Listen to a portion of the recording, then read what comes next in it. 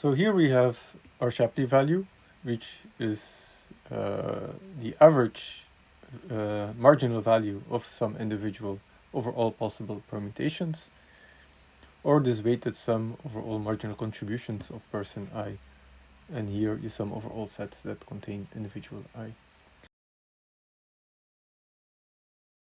So in this video I'm going to present some properties that a distribution of values may have, and then I'm going to show you that the Shapley value, as defined here, satisfies these properties or these axioms. So the first axiom that we're going to introduce is called symmetry.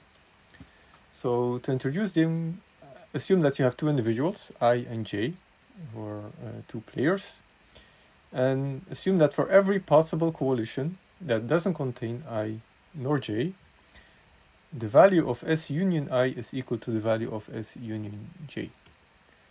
So what does this mean? This means that if I would be like an impartial observer and you tell me the value of some coalition, but I don't know who are the members in this coalition, then there's no way for me to discern whether it's I who's in the coalition or if it's J who's in the coalition, because their values are absolutely the same.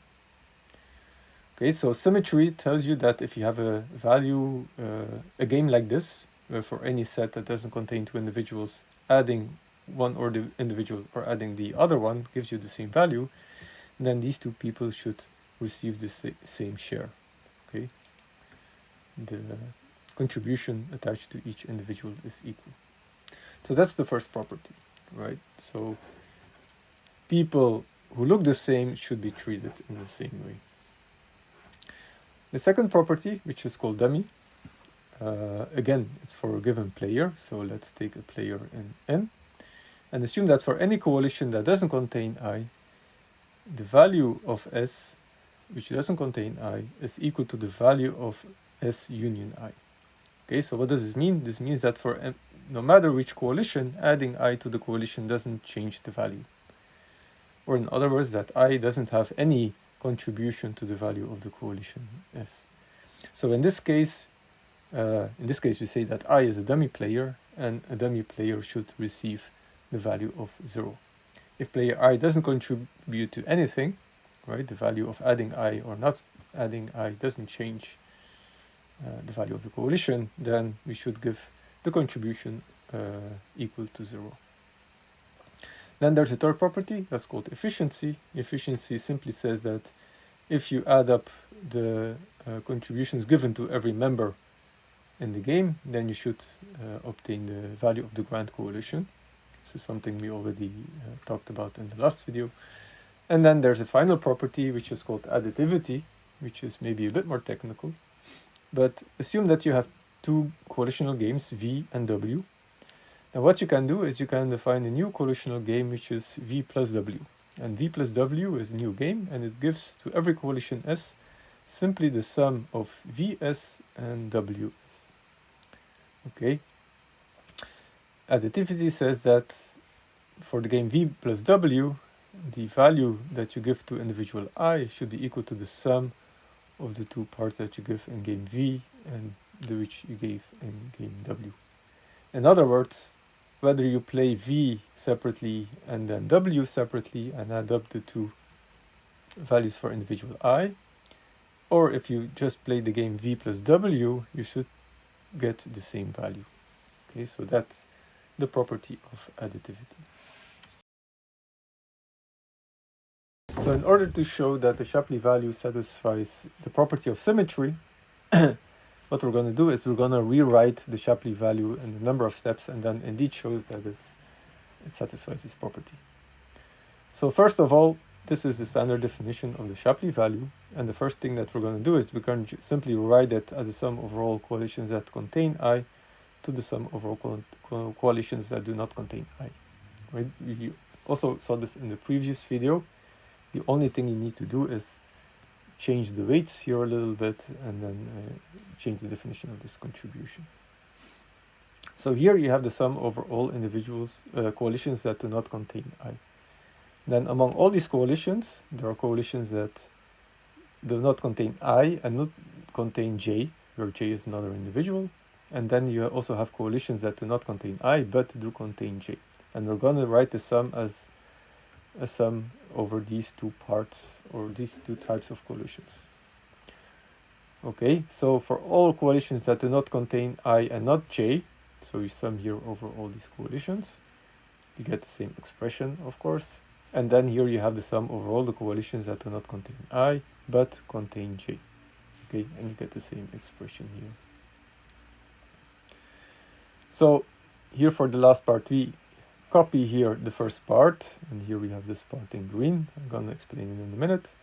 And then for the second part of the coalitions that do not contain I but contain J, so here we have a picture. Here we have the set T. It doesn't contain I but it contains J.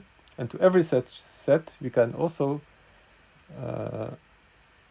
construct a set that neither contains I nor J. You do this by simply throwing out J from the set T here. And of course, to every set R that neither contains I nor J, by including J, we obtain a set T that contains J but not I. Okay, so there's a one-to-one correspondence between these sets T here that contain J but not I, and these sets R here that neither contains I nor J. If we go from T to R, we throw away one individual, so R is has size 1 less than T. So if we rewrite this here, we have to reassign the weights. So T, the size of the set T, is the size of R plus 1. And then here we have to make the same substitution, right? And then we get here VT union I, but R is T minus J. So this T union I is equal to R union IJ. And T is equal to R union J. Okay? So now take the condition of symmetry. The condition of symmetry says that whatever the coalition, if it happens that whatever the coalition that doesn't contain I and J, V S union I is equal to V S union J, then the values of the two people should be the same. So assume that this holds. Then of course here, all these coalitions do not contain I nor J. So T union I should be equal to T union J, right? So this orange thing here. VT neither contains I nor J, so here we just copy it. Here R is also a set that doesn't contain I nor J, so R union J is equal to R union I. And if you add I and J to R, well, here we just copy it. So what you can see here, this green is equal to this orange, and this green is equal to this orange. And basically you get the orange by swapping I and J. Okay. So if you would make the same derivation here for J instead of I, what you would arrive at here is this orange part and here this orange part. So basically this sum is the same as the value that the Shapley value for J. Okay, so we see that if conditions for symmetry are satisfied, then indeed the value for I is equal to the value obtained by J. The next property is the dummy property.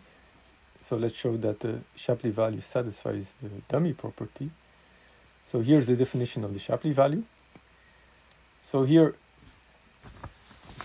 dummy says that for any coalition that doesn't contain I, if Vs is equal to Vs union I, then the value should be equal to 0.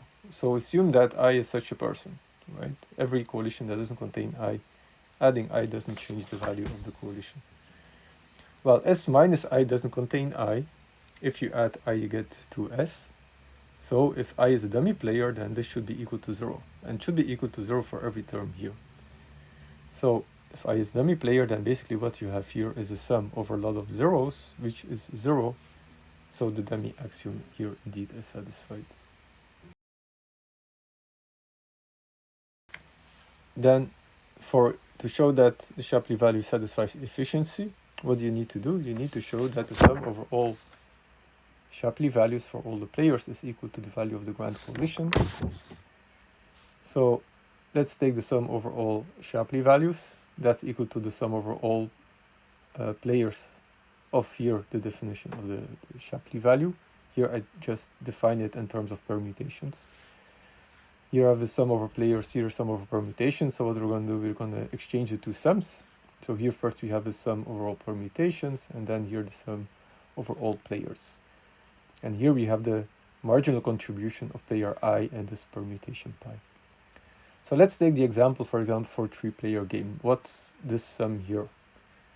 Well, first it's the value of the singleton 1 minus the singleton 0, which is everybody who is before I, and here everybody before I, including I. For the coalition 1, 2, for player 2, here the value of coalition 1, 2 minus the value of coalition 1, because 1 enters before 2. And then for 1, 2, 3 is the value of coalition 1, 2, 3 minus the value of the coalition 1, 2.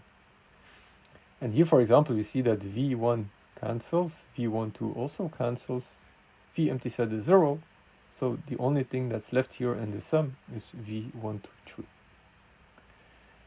Of course, this also general holds for other permutations, and this also holds for more than if you have problems with larger set of players. So basically this sum here, the sum over all players of these marginal contributions, will just be equal to the value of the grand coalition Vn. So here we can rewrite it as the sum over all permutations of 1 divided by n factorial, the value of the grand coalition. So how many permutations are there? They're n factorial, so this cancels. So in the end, what we get is the value of the grand coalition. Okay, so this shows that efficiency is satisfied by the Shapley value. Finally, we have the assumption of additivity. So how to check this? Well, take the Shapley value of the game V plus W. That's here just the definition of the Shapley value, but now we don't have V, but Vs plus Ws minus Vs minus I plus Ws minus I. And here we have a sum and a difference, so we can take the first terms together and the second terms together, which gives you Vs minus I. And then you can split up the sum, so the second sum is Ws minus I. And you would recognize here the Shapley value of V for individual I, and here the Shapley value for W of individual I. Okay, so additivity is also satisfied by the Shapley value.